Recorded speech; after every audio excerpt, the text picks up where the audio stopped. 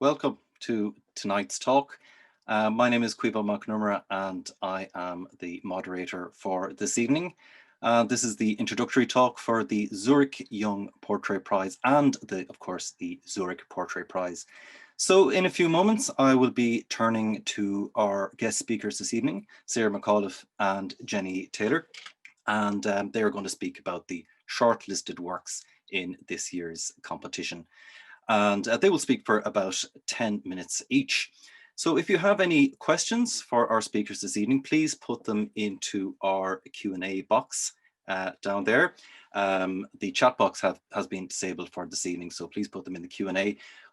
We will get to those when both speakers have finished speaking. We might not get to them all, but we will maybe get to a few select questions. A reminder as well that this exhibition is actually open. The gallery is open again to the public and you can view these works for yourselves, and the exhibition will be on view until the 21st of March. So without further ado, I'd like to introduce our first speaker. Sarah McAuliffe is a curatorial fellow at the National Gallery of Ireland. So I'd now like to welcome Sarah and to invite her to give her talk. Sarah.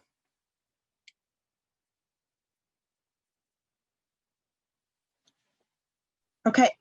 Oh, I'm sorry. I already made the first technical error for the evening. Hello, everyone. Thank you for being here this evening. I'm going to start by speaking about the background of the Portrait Prize at the gallery and offer a few words on our national portrait collection here as well. And then we will take a look at the wonderful 26 shortlisted artworks that are part of this year's Zurich Portrait Prize.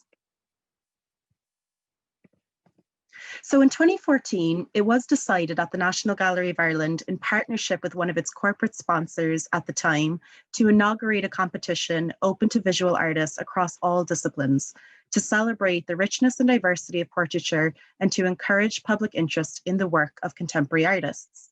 The winner of the competition would be commissioned to create a portrait for the National Portrait Collection housed in the gallery. In 2018, the gallery was delighted to announce Zurich Insurance as the title sponsor of the Portrait Prize. Their support allows the gallery to showcase contemporary art practices and to encourage interest in portraiture, which is really the ethos of the competition itself. The aim of the Portrait Prize is to showcase and encourage interest in contemporary portraiture and to raise the profile of the long-standing and constantly evolving National Portrait Collection at the National Gallery of Ireland. The winner of the competition receives a prize of €15,000 and a commission worth €5,000 to produce a portrait of the National Gallery of Ireland's choosing for the inclusion in the National Portrait Collection. There are also two secondary prizes worth €1,500 each for the highly commended artworks. 2020 marks the 7th consecutive year in which the gallery has hosted the portrait competition. This competition is open to artists working in a range of disciplines in Ireland and Irish citizens living abroad. Submissions are not restricted by media and commissioned portraits are acceptable. However, entries must have been completed in the last 3 years. Each year, we have 3 judges who are invited to preside over the selection of a short list of 25 to 26 artists, and the overall winner and 2 highly commended works. Their wide-ranging knowledge and divergent viewpoints result in interesting discussions and selections. Presented with the digital images, titles, media, and dimensions, but not the artist names, the judges are asked to select their top 10 portraits from the hundreds entered. With the gallery director Sean Rainbird acting as chair, the judges whittle down their selections to a final shortlist of 25 to 26 artworks that will go on to make up the Portrait Prize exhibition. The judges then come together before the opening of the exhibition to select the winner and the highly commended works. Seeing the works in the flesh, so to speak, rather than as digital images on a screen, allows them to appreciate the size, surface texture, and nuances of each individual piece. The judges for this year's competition were Dr. Philip Cottrell, lecturer and assistant professor at the School of Art History and Cultural Policy in UCD, Aoife Ruan, the director of High Lanes Gallery in Drogheda, and Rita Duffy, an artist. I'm just going to quickly go over some of the winners from last year's competition. What's really interesting for us and for the judges and the gallery more broadly to see each year are people really, reconceiving the notion of the portrait and interpreting it in their own ways, because of course that is a completely subjective term open to a range of interpretations and descriptions. And for the first time in its very short history, a photographer was chosen as the winner in 2018. That was Mandy O'Neill with her portrait, Diane Larkin Community College.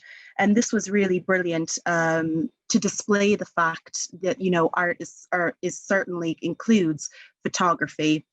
And that year as well, one of the highly commended artworks was also a photograph. This was soon followed by the winner in 2019, Enda Bow, with his beautiful photograph, Sybil McCaddy with daughter Lulu from the series Clapton Blossom.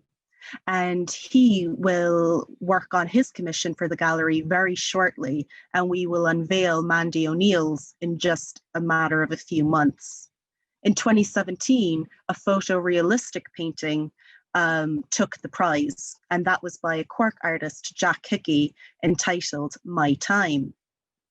As I mentioned earlier, each year the winning artist is commissioned to make a portrait of an Irish personality selected by the gallery.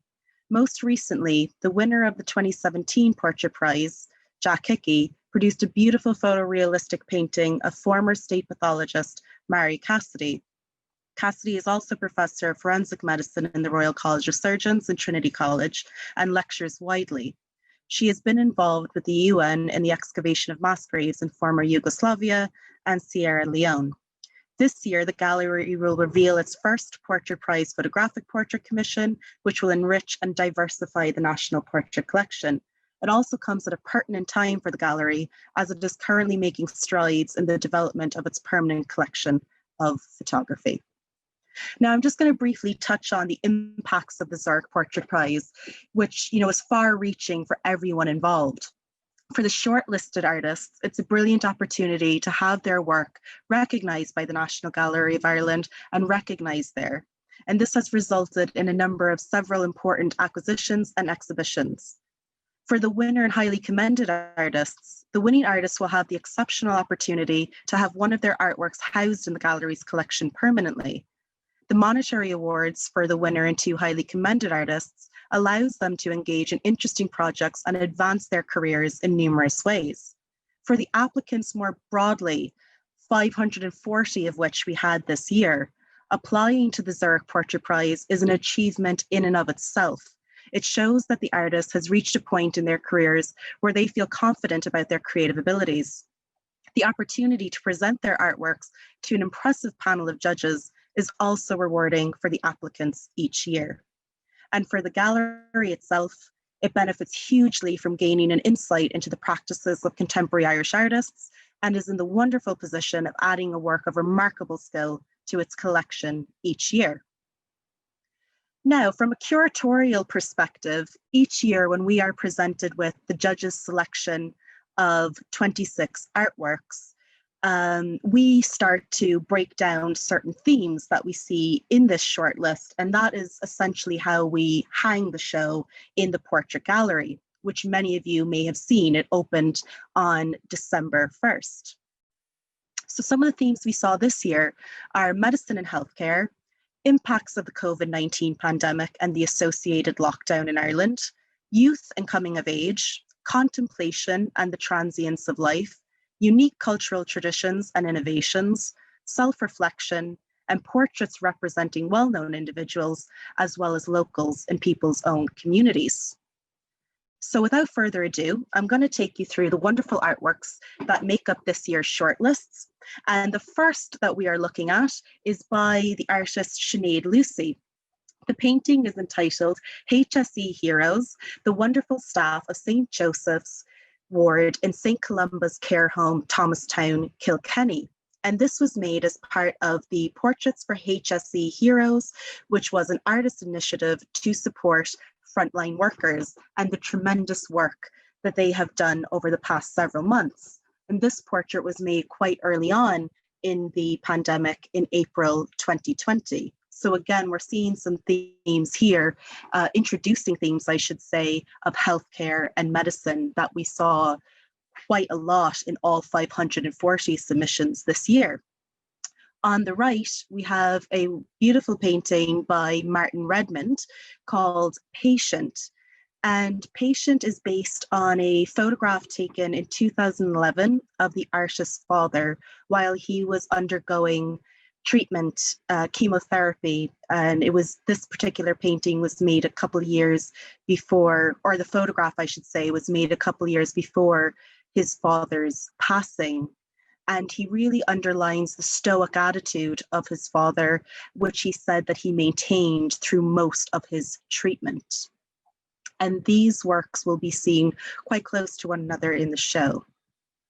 Then we have Nicholas Benedict Robinson's Dr. Maeve Robinson, family planning doctor and educator. And Dr. Maeve Robinson became a family planning doctor during a time when there was a lot of resistance to the idea of family planning in society. And she worked against this tide of resistance and went on to pass her remarkable skills on to many doctors working in this area in Ireland today. And then we have Simon Walsh's photograph, Mrs. Ryan in Her Kitchen, Crumlin, 2017. Born in 1923 on Bride Street in Dublin, Mrs. Ryan's family moved to Crumlin in the 1940s as part of a Dublin Corporation rehousing scheme. She met her husband and raised a family there. Mrs. Ryan in Her Kitchen, Crumlin was made of a part of a series of images documenting Mrs. Ryan in her home. Walsh was drawn to this particular photograph because of the sense of pride that the sitter exudes, sitting in a kitchen built by her late husband. On the right, we have a painting by the artist Rachel Balla called High Anxiety. Balla sought to create a self-portrait during the pandemic, and after several failed attempts, she said that she decided on an exaggerated pose that was not only about the surface image or likeness, but also the emotions and feelings behind the facade. As the title suggests, High Anxiety attempts to describe the artist's opinion of how many people must have felt at the outset of the COVID-19 pandemic. She writes that every element of reality seemed underpinned with anxiety.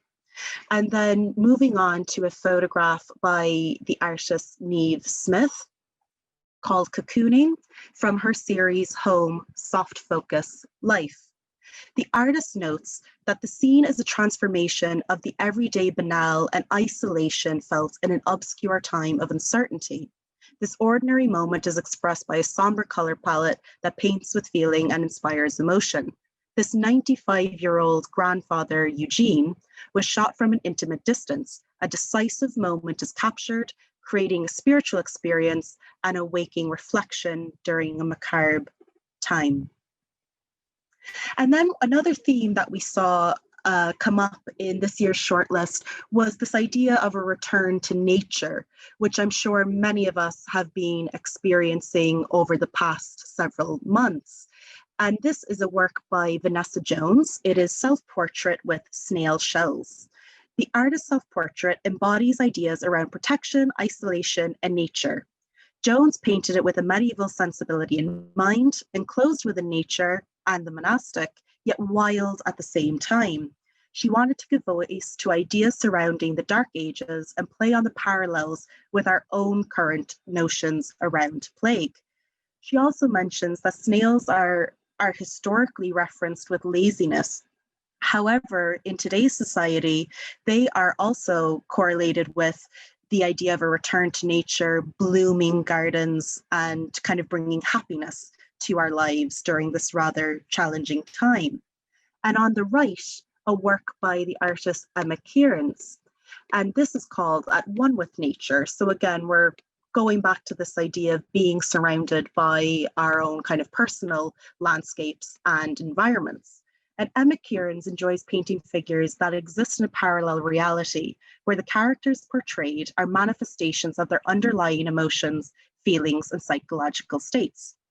This self-portrait imagines a version of the artist that rejects the conventions of formalities of a modern society in an attempt to become a more intuitive and instinctive being. As well, I think a really lovely theme this year too, within the shortlist, is this idea of being with one's family uh, during these, quite tough times. And on the left, we have a painting by the artist Kathy Tynan called Over Heavy Seas. And it is a portrait of the artist's brother Luke as he sits at their mother's kitchen table and he's looking at his laptop. What's pretty great about this moment for the artist is that her brother was often located in far off countries. However, this time he is on her side of the laptop looking in rather than on a video chat. She employs gentle pastels and soft brushstrokes to underline the delicacy of this moment. On the right, a lovely work by Gillian O'Shea, a painting that she made of the daughter of one of her friends. And you can see that this young child is certainly wise beyond her years, and we contemplate her pensive expression. And there is this really beautiful juxtaposition between the playfulness of her hat and her accusatory stare. And we want to learn more about her narrative and her story as we look at the painting. And then we have on the left a photograph by Patrick Bolger. And the title of this work is Max, My Boy. And it is a portrait of the artist's son. Now, this again, I'll just say before I describe this work, there are some interesting parallels with artists depicting family members, particularly their children, throughout the show. And it kind of kicks off here as I talk about Patrick Bolger's photograph. When speaking about the subject of this portrait, Bolger says, "This is Max, my boy. Max is labeled by a society that struggles with difference. He is full of joy and ability and wonder. He sees the world in a way that I can only dream of. He doesn't turn his gaze away from anything. He asks questions that reveal truth. He challenges me and teaches me." In this particular portrait, Bolger explains that Max is asking his father to see him. And then on the right, you have a painting by the artist Aidan Crotty. And this again is a painting of the artist's son, Rian, at 8 years old. And what's interesting is that this work was made at the time when schools were beginning to close down because of the COVID pandemic. And absorbed in the noticeable quiet and immersed in the absence of routine, Rian turns to feel the morning light on his face, tying in to the title of the work called Portrait of a Boy, Morning. The artist notes, as the spring turned into summer, the painting gave a basic structure to the day and a record of their time in confinement. On the left, again, another depiction of the artist's child. Here we have a painting by the artist Matthew McCabe, and it is called the MC1R Variant Phenotype, made in 2019. As I said, this is a painting of the artist's son and his incredible orange-colored hair. Red hair is linked to a variation in the MC1R gene sequence that reduces the amount of melanin in the skin. This allows more UV light to penetrate and activate vitamin D synthesis. Ireland has the world's highest percentage of people with red hair, approximately 10%. And the artist notes that it has remained socially acceptable to single out people with red hair because of their appearance. Thus, the look of defiance in his son's expression is not unintentional. On the right, we are met with a photograph by the photographer Christopher Lindhorst, and this photograph is called Solomon from 2018. It is part of an ongoing series of portraits of people who, like the artist, reside in Ireland without being of Irish descent. As an eclectic group, many find themselves fixated on their sense of national identity and belonging, simultaneously rejecting and embracing elements of their colliding worlds while being an integral part of an ever-growing human mosaic in their adopted homeland. Again, we come against this theme of, contemplation and dealing with certain challenges that many of us face in day-to-day lives. And on the left, we have a painting by the artist Jackie Hudson Layler, which is called After the Storm. After the Storm is a self-portrait which represents how a traumatic event in one's life may have lasting effects and can take a surprisingly long time to move on from, both physically and psychologically. The artist suggests that there are some things we may never fully recover from, noting the storm may be over, The rain has stopped and the sun is shining, but we are still wet and cold, and something has been lost or changed irreparably. This idea is represented in the artwork by the absence of the artist's left hand. On the right, a photograph by the artist Satisha Mohan, which is called Dylan Logan. And Dylan Logan is an MMA fighter. And Satisha has photographed him right after he has come out of a fight. And in this particular fight in February 2020, he lost to his opponent with a submission by rear naked choke. And closer examination, when we look closely at the sitter's face, we can see red marks and bruises around Dylan's face from the fight. The darkness around the subject represents his darkest hour. However, the light on the subject's face shows his determination for redemption. And a wonderful sculptural piece by the artist Liz O'Kane called Selam.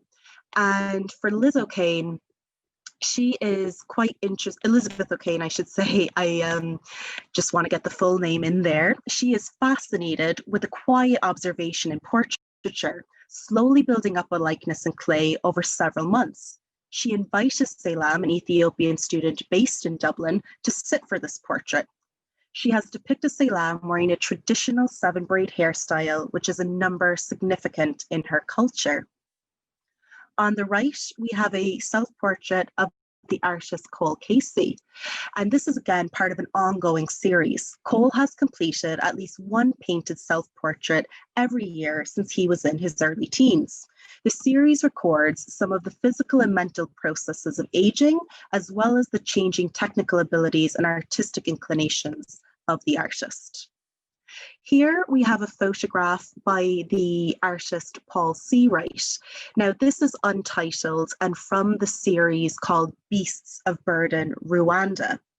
So during the Rwandan genocide of 1994, an estimated 1 million people were murdered in just 100 days. 25 years after the genocide, a unique initiative pairs perpetrators with their victims and supports them to raise a cow together in an effort to reconcile. This series, Beasts of Burden, encompasses portraits of those convicted of the genocide, those who survived the slaughter, and the animals they raised together in this powerful act of reconciliation. And on the left here, we have a beautiful embroidery piece by Sarah Bracken Soper, and it is called Trailblazer. This is the second in a series of embroidered portraits of powerful Irish women using a medium once associated with keeping women busy in the home. Trailblazer depicts the Irish academic, feminist, and LGBTQI+ activist Ailbhe Smyth.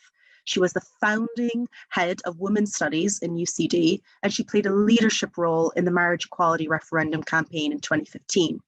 In 2018, she was co-director of Together for Yes, the national civil society campaign to remove the 8th Amendment from the Constitution. Sarah met Ailbhe Smyth at her home in January 2020 and took some photos of her to work from. Little did she know she would be making this portrait during a time of, increased challenges while raising a 1-year-old son. She didn't think she would make it, but Ailbhe Smyth inspired her to do just that. On the right, we have a sitter who many of us are familiar with, and that is something we mentioned earlier. There are some sitters that will stick out to us straight away. Ailbhe Smyth will, for instance, and so will Andrew John Hosier Byrne, who we see on the right, and a photograph by Matthew Thompson. And this was made as a commission for Cara magazine.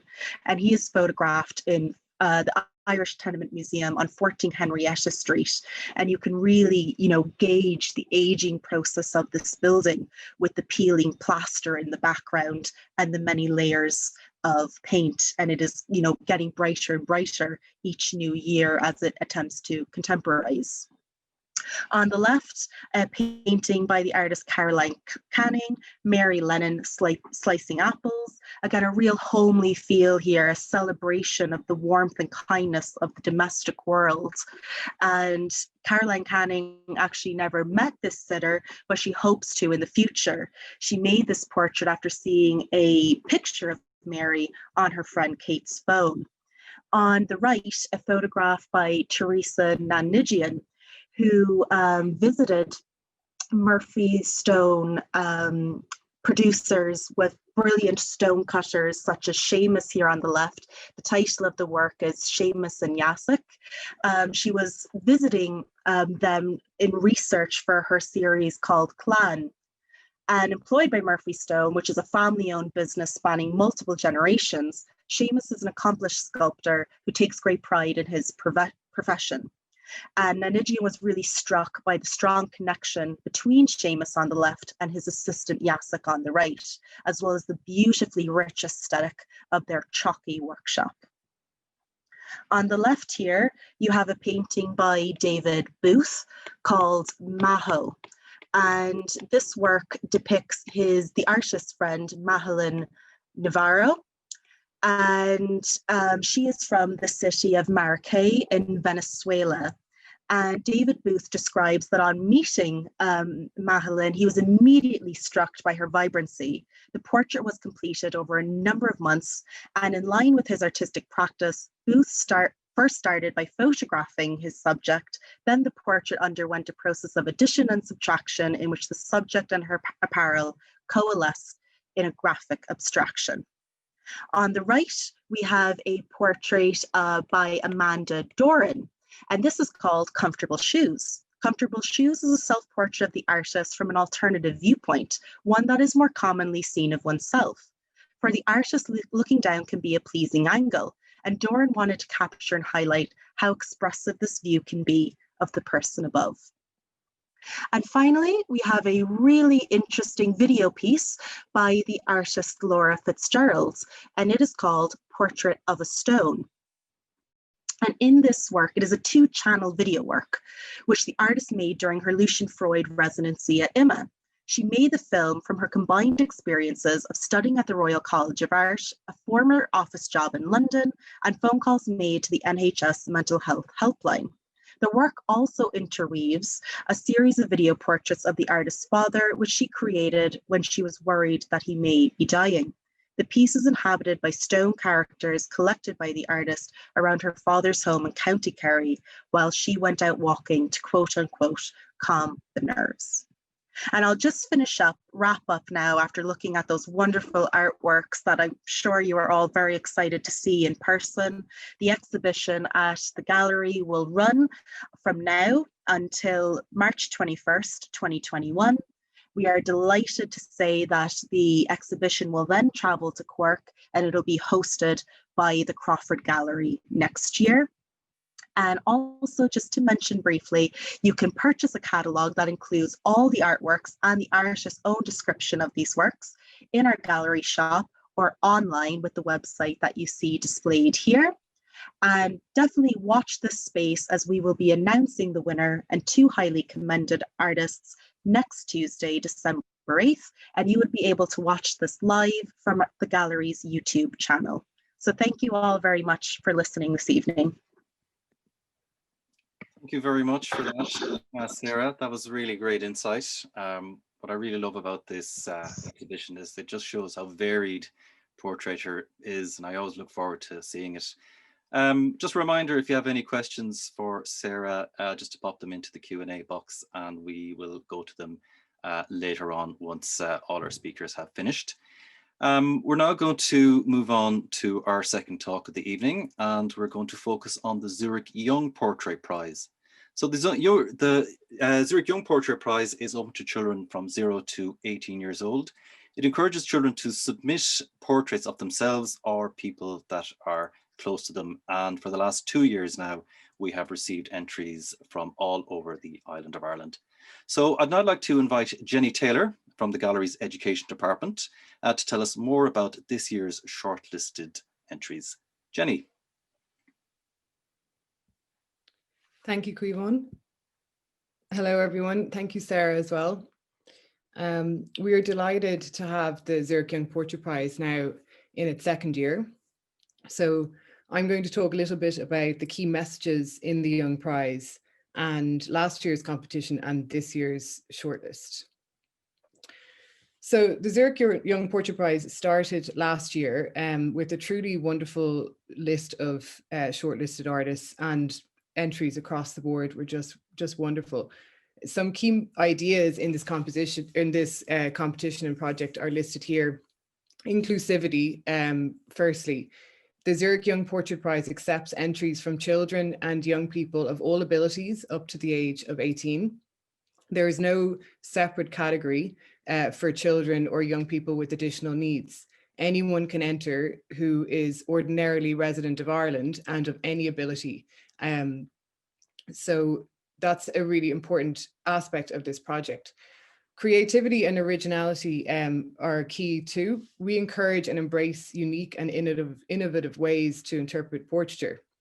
We're so excited to see how children and young people make portraits and use their own specific view of their sitter, or in the case of a self-portrait of themselves, in relation to the world around them. Self-expression as well is essential here. This project is about giving a voice to children and young people in the National Gallery of Ireland. Art can be a form of making statements, expressions, and meanings. And at this very moment, artworks by children as young as 3 up to young people at the age of 18 are sharing the walls of the National Gallery with the permanent collection and temporary exhibitions. These inspiring and vital voices are rightfully in the company of the Adult Prize shortlisted artists and sharing the same building with some of the most significant artists in history, including Caravaggio, Lavinia Fontana, Rembrandt, Vermeer, Monet, Picasso, Jack Yates, Mamie Jellett, and that goes on and on. So that's really significant and important for this project. Just a little bit on how it works. It's a panel of judges as well, like the Adult Prize. The panel judges select 20 finalists into 4 age categories. So the age categories are 6 years and under, 7 to 11 years, and 12 to 15 years, and then 16 to 18 years. The 20 artworks that are selected are then framed by the gallery and exhibited in the gallery. And the 4 category winners then are selected, and 1 overall winner, a 5th winner. And they all receive a bespoke box of high quality materials and a cash prize as well. So here are the shortlisted artists from the 2019 competition, the inaugural year. And with them is the National Gallery of Ireland director, Sean Rainbird, and the Zurich Insurance CEO, Neil Freshwater. And here are the category winners from the Zurich Young Portrait Prize. We have Callie from Callie LePage from 0 to 6 category, Aaron Walsh, Jiaming Zheng, Cara Pilbeam. And when you see these together, I suppose it's really nice just to see the range of style, imagination, and unique qualities from each age group. It's really this competition and exhibition is an opportunity just to really see the imagination of a 6-year-old grouped together with fellow 6-year-olds, and then you see the growth and the differences as the age groups go on, and it's really, really special. And then here is the overall winner from 2019, and actually this is a collaborative artwork made by an artistic duo, Mabel Forsyth and Mary O'Carroll, of age 12, and so their artwork is titled The New Age. It was a photographic work, and as Sarah was saying, photography was really celebrated a lot last year, and this is another example of that. And this artwork was looking at the contrasting traits in people and contradictions in people's characters and identities, and how there's 2 different sides to everybody. And then there's a photograph of Mabel and Mary just after they won the competition. So we'll move on to this year's prize. So this year we actually received 587 entries, which was really fantastic. The judges are curator of the Hunt Museum, the curator of education, I should say, Maria Cagney, and the artist Colin Davidson, and the illustrator and author and comedian Aoife Dooley. So I'm going to move quite quickly through all these shortlisted artists from this year, just to give you a sense and again, as we've said, the exhibition is open, so you can see these works in the gallery if you can make it in. I'm going to stick with the quotes from these fantastic young artists. I won't put much of an interpretive spin because we really want to just kind of put forward their voice. So I will either paraphrase their own direct quotes or quote them directly. So you see there's Connor. Connor is 6 and this is a self-portrait titled Connor. And Connor says, "This is a painting of me with big hair escaping the coronavirus." And we have Margot. This is called Caitlin, My Bestie. And this is a painting of Margot's best friend and Caitlin. And she says that she misses her so much. Francesca Chu, this is called Standing in a Tranquil Stream, mixed media on paper. And when Francesca was 3, she said her parents took her to the countryside and she stepped into a stream with bare feet and found many beautiful pebbles. And we have Murren O'Reilly, and this is called The Sad Pirate Who Couldn't Find Treasure. And this is a portrait of Murren's baby brother as a pirate, and the pirate is sad because he could not find his treasure. And we have Cara Sinclair then, and this is called Woodland Girl. And Cara went on a nature walk with her family and picked up all these materials and decided to make a self-portrait out of what she collected. The next age category is 7 to 11 years. So we have Jai's son, and this is called Myself Eating Ice Cream. And Jai made this portrait. It depicts her having rose-flavored ice cream while on vacation in Beijing last summer. And she said she had a whale of a time with her friends. And then on the bottom left is Eloise Cassidy. And Eloise says this is a photograph, a portrait of her sister, who's taking 20 seconds to wash her hands while she's singing Happy Birthday twice, so she can stay as healthy as possible during these times. And we have Zihan He. Zihan said she was extremely bored during the pandemic, so started to make lots of sketches and paintings, and this was her favorite one. Emily McAdam Kavanagh, this is titled Zara, and Emily said she took a black and white Polaroid photograph of her friend Zara in a local park and used acrylic paint to create a portrait based on that Polaroid. And then we have Hope Stevens, and this is called Me When I'm Bored. And Hope says, "This is me nowadays, since most of the time I am reading. In this self-portrait, I am reading Harry Potter and the Order of the Phoenix." And now we have the category 12 to 15 years. And Jodie Lavery's there, and that's titled Pandemic. This is an expression of how people feel, mostly teenagers, how teenagers feel during the pandemic. And then we have Eva McParland. This is titled, Is This Normal? And Eva says it's a portrait of her younger sister, Ellen. And Eva says it provokes deeper questions about the concept of normality. Sean Lynch has his work there, a portrait of his granddad.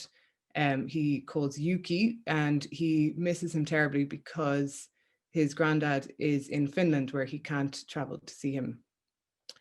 Ross McHale then up in the top. This is called Mixed Emojians, and this is digital media. It's displayed on a monitor in the gallery. And Ross says, during this pandemic, we've had to communicate through social media and text. I wanted to make something more of these emojis to mix them up a bit and to show a completely new expression. And then we have Zili Yang, A Girl in Silence. And this is a painting, and Zili says that she's a very extroverted person and likes to laugh a lot. But in this particular moment, she was being more quiet and decided to capture that other side of herself. And then here is the oldest category, 16 to 18 years. And Shiva Reardon Farrell has this portrait titled Richard. Shiva says that she knew when this was a photograph initially of her friend Richard, and when she saw the photograph, she immediately wanted to paint it, mostly because the movement in it and the relationship he has to his surroundings. And she wanted to also create a piece that is conventionally unfinished, but completely resolved. Then we have Julia Galarowicz there in the bottom left. This is called Dom, and it's of Julia's brother Dominic. And she talks about how hard it is to draw water. So she got her brother to just step in the shower and pour water over himself, or she poured water over him, and then she drew that image. Abby O'Keefe has this one here in the center, Daydreamer is the title, and Abby drew inspiration largely from pre-Raphaelite era paintings, which would be her favorite period in art history. And then we have Gianluca Doherty, and this is titled Joey. And this is a portrait of Gianluca's basketball coach, and he's interested in this quiet intensity that I think is definitely captured there. And then on the bottom right is Alana Ferry's piece called A Portrait of the Pandemic. This is like a sculptural wall-based work, mixed media again. Alana says she uses simple forms and features to portray sadness. Major events of the pandemic are spread out as if the thoughts of the sculpture have escaped all around the canvas and beyond, then into an audio recording of a sonnet, which you can listen to in the gallery or on the gallery website. So that's very quickly just to give you a sense of the Young Prize shortlist. I would just like to say that we are so thrilled that this competition could go ahead this year. Many beautiful projects across the country had to be postponed or cancelled. So it has been such a joy to be able to install this exhibition and plan the prize in the midst of the challenges we've all had to face this year. So again, to remind you all, if you want to find out about the winners of the Young Prize and the Adult Prize, you can watch the ceremonies next week on YouTube. The times are there and you're very welcome. And I would like to wish all the shortlisted artists the best of luck. You inspire us. Thank you. Thank you very much, Jenny. That was great. Yeah, I mean, I've seen the Portrait Prize last year and then had a good look this year, and I just can't get over how talented these kids are. There's some really talented kids out there, and I've done a bit of art, but I'll never be as good as, you know, these people who are 12 years old and 14 and 15. So it is really incredible, and please do go and see it. So we'll now move on to your questions, and I'm just going to change the view so everybody can see our panelists. So I'll change it to gallery so we can see each other. There is one question in, and really it's addressed to both of you, and that is how many photographs are in the prize this year. So maybe I'll turn to you first, Sarah. You're on mute. Yeah, this year there are 8 photographs shortlisted in the Zurich Portrait Prize. Mm-hmm. Jenny, there's one or two there, is there? Yes, there'll be one photographic print and then a digital image on a monitor. Oh yeah, cool. One thing I found interesting about portraiture, and I've noticed this about the exhibitions over the last couple of years, that it really shows how, you know, the vulnerability of people. And I think artists can really capture that really well in the last couple of years. Even in last year's, I think last year's winner. Do you find that yourself, Sarah? Yeah, I mean, I think there is this definitely last year you could tell that you know, that was kind of the start of recognizing many submissions that were, you know, trying to display, I suppose, the multi-dimensional aspect of the human condition. And that really came to the fore this year, I think, because of the situation that we all find ourselves in, you know, as viewers or as makers. And it was really interesting, you know, for us, the curators, for the judges and the gallery more largely, to really kind of, you know, understand, you know, what people were going through and how they express themselves in a creative or an artistic way. And I think everyone who submitted really did themselves proud and, thinking of a really inventive way of making a portrait of themselves and of the times that we are living in. But yeah, you're certainly right. Photography often will look at that particular theme and aspect that we see a lot in each portrait prize. I mean, it was the same with the Zurich Young Portrait Prize last year. There was just great maturity in that photograph, I thought, Jenny. Yeah, absolutely. That photograph that won last year by Mabel and Mary, it is quite sophisticated. And when you look at the reflection in the wall, so the photograph is a self-portrait, it's a mirror, but then there's a reflection that continues through on the wall, which is a little less hard to see at first, but all very deliberate and calculated. And you see that the subject is actually wearing a shirt that echoes this idea of having two sides, and one side is full of color and the other side is more plain. So quite, yeah, I sophisticated is the word. And I suppose there's a criteria for judging, and what I like always emphasize is that skill is one of many items on the criteria, but innovation, concept thinking, even just how you craft, especially a photograph, how you stage a photograph. These are things that the judges are considering the same way they would consider rendering, a medium on canvas or anything like that. Like, they're all a part of the criteria, which is brilliant, just to remind young people and children that if you're interested in art, don't feel like you have to draw as if you're drawing something like a machine would draw something. You are a person with your own ideas, and that's what makes this so much more interesting.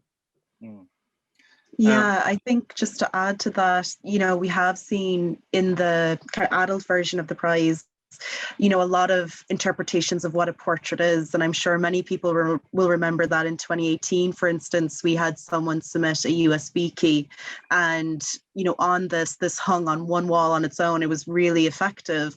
And we were left to wonder what was on that key and what kind of describe about the person. And there were various links, whether it was to the person's Twitter account, Instagram account, or images they found of themselves online.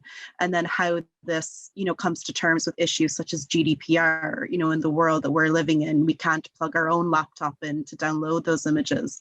So it is interesting to see that there are many comments being made, and I think as well in the Zurich Young Portrait Prize, on this kind of coming to terms with a digital era and how much, does technology know about us? And I think that is a really interesting theme. But, as Jenny said, one thing that we would say to all the artists for the Zurich Portrait Prize too is, to never feel limited by, any preconceived notions of what a portrait is, or if it needs to be made in a certain medium. Your style and your vision is what is important and what we hope to showcase at the gallery. Yeah. Just to have a look at some more of the questions, just as a comment here from our friends at the Crawford Art Gallery in Cork. They say they can't wait to welcome the prizes in April. So thank you very much. And thank you for being a fantastic partner as well. So just another question. Submissions must be completed within 3 years of entry. Can it have begun previous to this? That's, I suppose, any of you can answer that. Maybe Sarah? Yeah, that is an interesting question. What we would advise is that the work have been started and completed within 3 years to be as fair as possible to everyone. That just makes it fair for anyone, let's say, working at sculpture, photography, painting, you name it. It just makes it even across the board. And with the Young Prize, I didn't mention this, it's 1 year. So it's that it was made and completed within 1 year of the submission date. Actually, there's a question here on the Young Prize, and that's, do you produce a catalogue for the Young People's Prize? Is there one from last year? And this person has all the adult prizes. And they also ask if you would consider producing portraits postcards of the work, I should say, and would be lovely to have them. They're so good. And then a thank you for a very interesting talk. So there is a catalogue from previous year, is there? No, the Young Prize did not have a catalogue last year, but the catalogue for the Adult Prize now includes the Young Prize. So this year, there's a section in the catalogue that Sarah mentioned for the Young Prize. And brilliant idea about the postcards. We'll certainly bring that to the gallery shop and talk about what's possible there. Definitely. Okay, let's see if there's any more questions. Just going down through them here. If friends wish to watch the prize ceremonies, do we send them a link in advance? Or can they watch on the NGI YouTube page? You can just watch on the NGI YouTube page. There you go. Yeah.